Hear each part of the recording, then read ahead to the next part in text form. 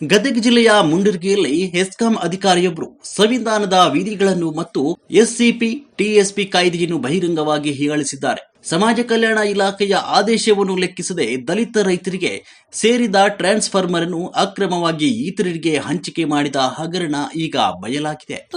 ಗದಗ ಜಿಲ್ಲಾ ಮುಂಡರಗಿ ತಾಲೂಕಿನಲ್ಲಿ ಸಂವಿಧಾನದ ಆಶಯಕ್ಕೆ ಅಧಿಕಾರಿಗಳು ಎಳ್ಳು ನೀರು ಬಿಡುವಂತ ಕೆಲಸವನ್ನ ಮಾಡ್ತಾ ಇದ್ದಾರೆ. ಇವತ್ತು ಗದಗ ಜಿಲ್ಲಾ ಮುಂಡರಗಿ ತಾಲೂಕಿನಲ್ಲಿ ಇವತ್ತು ಸಂವಿಧಾನ ವಿರೋಧ ನೀತಿಯನ್ನು ಹೆಸ್ಕಾಂ ಇಲಾಖೆ ಅಧಿಕಾರಿಗಳು ಮಾಡ್ತಾ ಇದ್ದಾರೆ.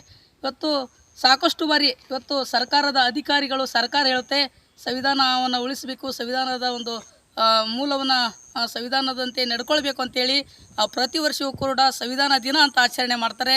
ಜೊತೆಗೆ ಸಂವಿಧಾನದ ಪೀಠಿಕೆಯನ್ನು ವಾಚಿಸ್ತಾರೆ, ಜೊತೆಗೆ ಸಂವಿಧಾನದ ಬಗ್ಗೆ ಮಾತುಗಳನ್ನು ಆಡ್ತಾರೆ. ಆದರೆ ಇವತ್ತು ಅದೆಲ್ಲವನ್ನು ಅಧಿಕಾರಿಗಳು ಎಳ್ಳು ನೀರು ಬಿಡುವಂಥ ಕೆಲಸವನ್ನು ಇವತ್ತು ಗದಗ ಜಿಲ್ಲೆ ಮುಂಡರಗಿ ತಾಲೂಕಿನಲ್ಲಿ ಮಾಡ್ತಾ ಇದ್ದಾರೆ. ಇವತ್ತು ಉದಾಹರಣೆಗೆ ನೋಡ್ಬೋದು, S C P T S P ಕಾಯ್ದೆ ಸೆಕ್ಷನ್ 13 2013 ಏನಿದೆ 2013 ಈ ಕಾಯ್ದೆ ಹೇಳುತ್ತೆ, 13(3) ಹೇಳುತ್ತೆ ಈ SCP-TSP ಕಾಯ್ದೆ ಅನುದಾನವನ್ನು ಬೇರೆ ಒಂದು ಜನಾಂಗಕ್ಕೆ ಬಳಕೆ ಮಾಡಬಾರ್ದು ಅಂತಂದೇಳಿ.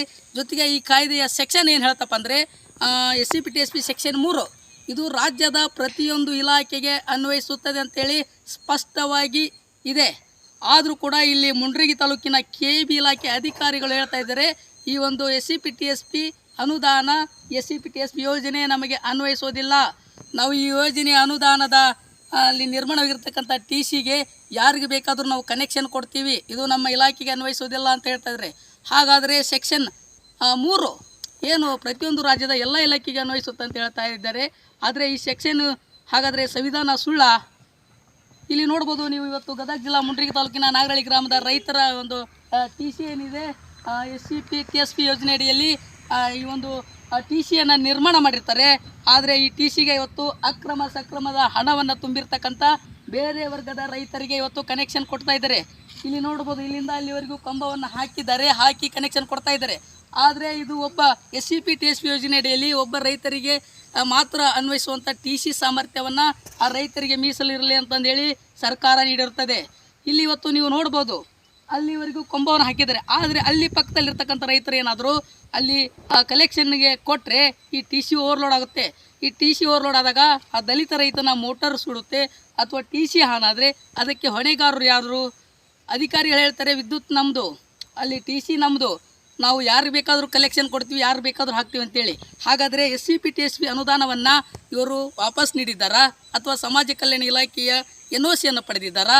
ಇದು ಯಾವುದನ್ನು ಕೂಡ ಹೆಸ್ಕಾಂ ಇಲಾಖೆ ಅಧಿಕಾರಿಗಳು ಮಾಡಿಲ್ಲ, ಇದು ಯಾವುದು ನಮಗೆ ಲೆಕ್ಕವಿಲ್ಲ ಎನ್ನುವಂಥ ಉದ್ದಟತನವನ್ನು ಮಾಡ್ತಾ ಇದ್ದಾರೆ. ಹಾಗಾದರೆ ಇವತ್ತು 46 ಹಿಂದುಳಿದ ವರ್ಗಗಳ ದಲಿತರ ಒಂದು ಹಿತಾಸಕ್ತಿಯನ್ನು ಕಾಯಬೇಕು ಅನ್ನೋದು ಸರ್ಕಾರದ ಒಂದು ಮೂಲ ಆದೇಶ. ಆ ಕೆಲಸವನ್ನು ಪ್ರತಿಯೊಬ್ಬ ಸರ್ಕಾರಿ ಅಧಿಕಾರಿಗಳು ಮಾಡಬೇಕು. ಆದರೆ ಇಲ್ಲಿ ಇವತ್ತು ಸರ್ಕಾರಿ ಅಧಿಕಾರಿಗಳೇ ಇವತ್ತು ದಲಿತರ ಹಿತಾಸಕ್ತಿಯ ಒಂದು 46 ಸೆಕ್ಷನ್ ಏನಿದೆ ಅದನ್ನು ಮಣ್ಣು ಪಾಲು ಮಾಡ್ತಕ್ಕಂಥ ಕೆಲಸ ಗದಗ ಜಿಲ್ಲಾ ಮುಂಡರಗಿ ತಾಲೂಕಿನಲ್ಲಿ ನಡೀತಾ ಇದೆ.